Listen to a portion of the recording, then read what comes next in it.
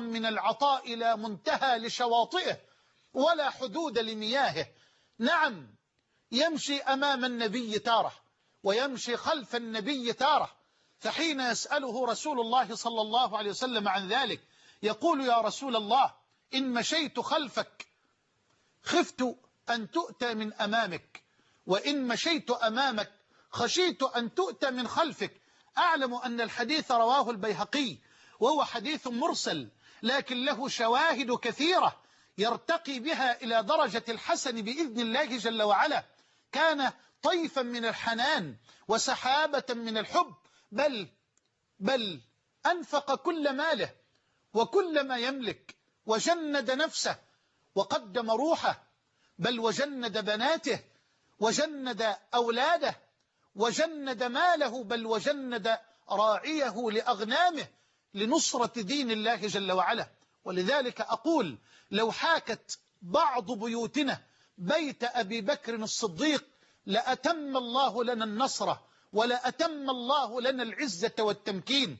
بيت الصديق الرجل فيه يعمل لدين الله، والبنات فيه يعملن لدين الله، والزوجة فيه تعمل لدين الله، والأولاد فيه يعملون لدين الله، حتى الراعي يعمل في بيت الصديق لدين الله جل وعلا. أسماء بنت تحمل الزاد والشراب في الليل وتعرض نفسها لخطر حقيقي وليس متوهمة ولا ظنية، لخطر المشركين الذين خرجوا يبحثون عن رسول الله في الجبال والكهوف بل وبين الصخور، بل ويقلبون حبات الرمال. تعرض نفسها للخطر، لكن فلتقدم نفسها لنصرة دين الله ولنصرة رسول الله صلى الله عليه وآله وسلم. وعبد الله بن أبي بكر يقضي الوقت بالنهار في مكة ليسمع الأخبار، وفي الليل ينقل كل هذا لرسول الله صلى الله عليه وسلم ليتخذ الخطة وفق دراسة ووفق واقع معلوم له. وعبد الله بن أريقط هنالك ينتظر، إن كان مشركا لكنه مؤتمن يعرف الضروب في الصحراء. وعامر بن أبي فهيرة الراعي عند أبي بكر رضي الله عنه يرعى بغنمه قريبا من رسول الله ليقدم اللبن وليقدم الشراب ولتمحو آثار أقدام الأغنام آثار أقدام النبي صلى الله عليه وسلم وصاحبه. الصديق رضي الله عنه يقول في رواية البراء بن عازب في الصحيحين، في صحيح البخاري ومسلم، يقول: في يوم الهجرة ارتحلنا من مكة فسرنا ليلتنا ويومنا حتى وصلنا في وقت الظهيرة، وقد قام قائم الظهيرة، يعني اشتد الحر في صحراء مقفرة تكاد أشعة الشمس التي انعكست على الرمال أن تخطف الأبصار. وكل من سافر إلى الحج والعمرة يعرف طبيعة الصحراء وطبيعة الحرارة في هذه الأجواء. يقول الصديق رضي الله عنه: وقام قائم الظهيرة لا يرى ظلا ولا يرى شيئا ليستظل به. قال: فرميت ببصري هل أرى ظلا؟ قال: فرأيت صخرة ورأيت لها بقية ظل. قال: ففرشته فسويته وفرشته وقلت لرسول الله صلى الله عليه وسلم: اضطجع يا نبي الله، استرح. سبحان الله، جزاك الله خيرا يا أبا بكر، استرح أنت كذلك، فلقد قطعت هذه المسافة مع رسول الله وتعرضت لما تعرض له النبي من الخوف والأذى والقلق والاضطهاد، فاسترح أنت الآخر. لا يعرف الصديق طعم الراحة حتى يستريح حبيب قلبه صلى الله عليه وسلم، حتى يطمئن على حبيب قلبه المصطفى. استرح يا نبي الله. يقول أبو بكر رضي الله عنه: ثم رحت أرصد هل أدركنا أحد من الطلب، يعني هل وصل إلى مكاننا أحد من المشركين. قال: فنظرت فرأيت راعي غنم يتجه نحو الصخرة يريد منها ما نريد، أي ما نريد من الظل. قال: فاقتربت منه وسألته عن اسمه ولمن هذه الغنم، فذكر رجلا من قريش أعرفه، فقلت له: هل معك من لبن؟ قال: نعم.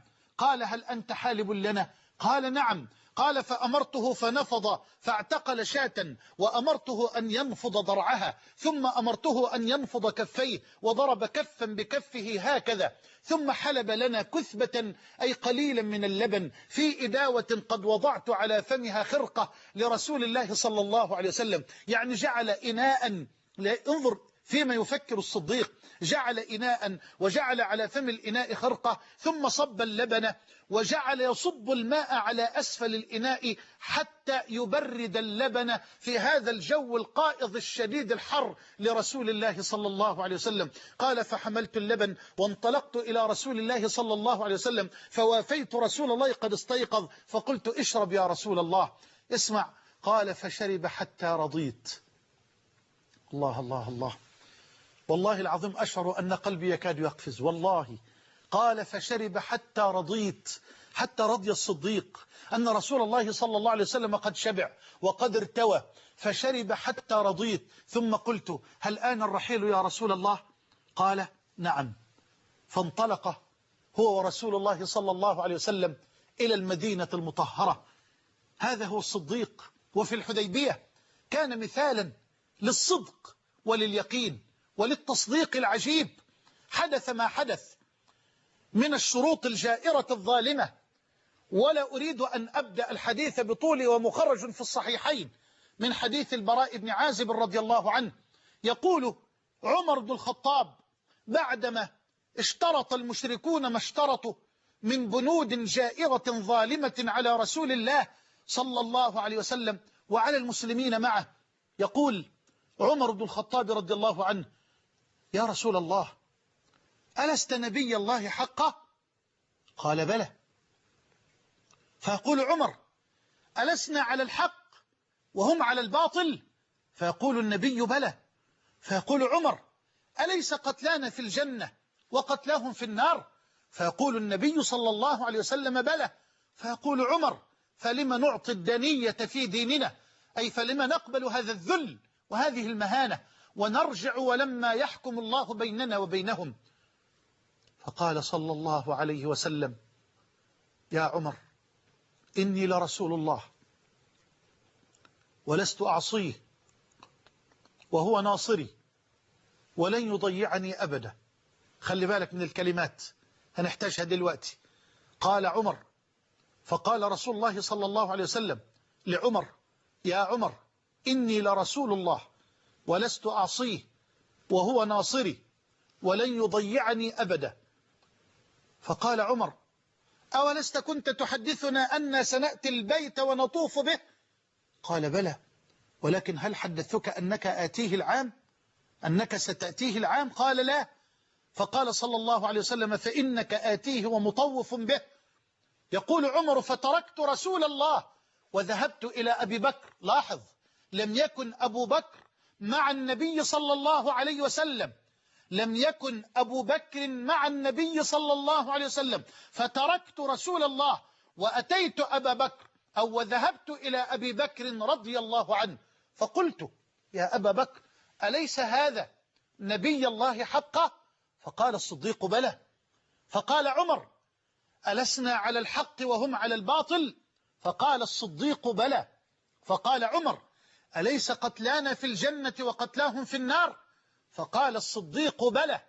فقال عمر: فلما نعطي الدنية في ديننا، لما نقبل هذا الذل والمهانة ونرجع ولما يحكم الله بيننا وبينهم؟ فقال الصديق: اسمع، انتبه، الصديق يردد نفس الكلمات التي قالها رسول الله صلى الله عليه وسلم، فيقول: يا عمر، إنه لرسول الله وليس يعصي ربه، وهو ناصره ولن يضيعه أبدا. يا الله، يا الله، يا خالق الصديق، سبحانك، يردد نفس الكلمات بحروفها. أنا أقسم بالله إن هذا الرجل كان قلبه يدق على دقات قلب المصطفى صلى الله عليه وسلم. نعم، أمر عجب. يا عمر، إنه لرسول الله